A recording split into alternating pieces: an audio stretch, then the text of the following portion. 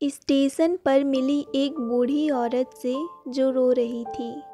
दोस्तों, ये एक सच्ची घटना है जो मेरे साथ 17 जनवरी 2023 को हुआ था और ये एक ऐसी घटना है जिसे सुनकर आप माँ के दुख दर्द से रूबरू हो पाएंगे।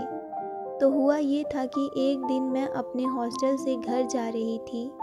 ट्रेन लेट होने के कारण रात के 10 बज गए थे और मेरा घर रूरल एरिया यानी गांव में आता है, तो वहाँ शाम के 5 बजने के बाद कोई भी गाड़ी नहीं जाती है।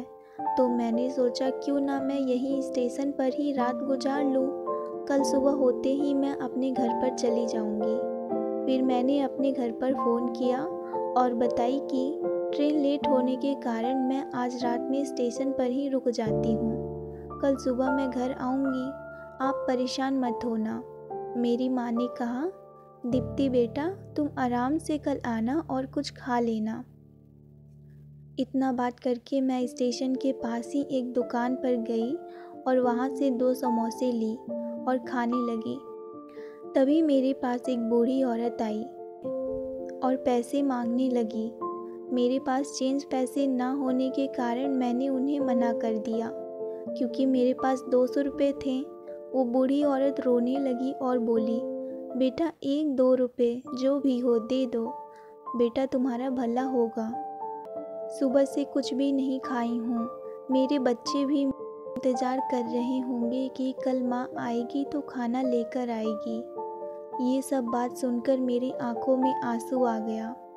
हाथ में समोसे थे और मेरे आंखों से आंसू आ रहे थे।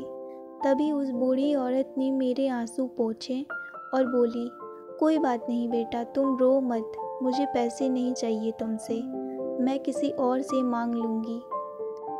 और वो वहाँ से जाने लगी। तभी मैंने कहा, आंटी सुनिए। वो बोली, हाँ बेटा। मैंने बोला, आप यहाँ आकर बैठो।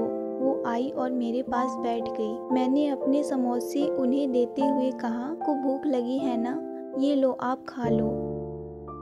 वो बोली, भगवान तुम्हारा भला करे बेटी, और वो समोसे अपने साड़ी के पल्लू में बांध ली। मैं बोली, आंटी आपको भूख लगी थी ना, आप खा लो। वो बोली, बेटा घर पर मेरे बच्चे उम्मीद में बैठे होंगे। तभी मैं बोली कि आप ये खा लो, मैं और समोसे लेकर आपको दे दूँगी। वो बोली, ठीक है, पर इन समोसे में से एक तुम भी खा लो, क्योंकि ये तुम अपने लिए ली थी ना, तो मैं अकेले कैसे खा सकती हूँ। तभी मैं उनके साथ बैठकर समोसे खाई और मेरे पास जो 200 रुपये थे उनमें से 100 रुपये के खाने के सामान लेकर उनको दे दी और 50 रुपये भी उन्हें दे दी। फिर मेरे पास 50 रुपये बचे थे, मैं इसमें आराम से घर जा सकती थी। फिर रात में मैं उनके साथ बैठकर बहुत सी बातें की। फिर सुबह मैं अपने घर आ गई। दोस्तों, इस कहानी से हमें ये सीख मिलती है कि हमें ज़रूरतमंद लोगों की मदद करनी चाहिए। अगर आपके पास पैसे ना हो तो आपके पास जो खाने के सामान हो, आप उन्हीं से उनकी मदद ज़रूर करें। वीडियो पसंद आई हो तो वीडियो को लाइक और अपने दोस्तों फैमिली में ज़रूर से शेयर करें और वीडियो को देखने के लिए धन्यवाद।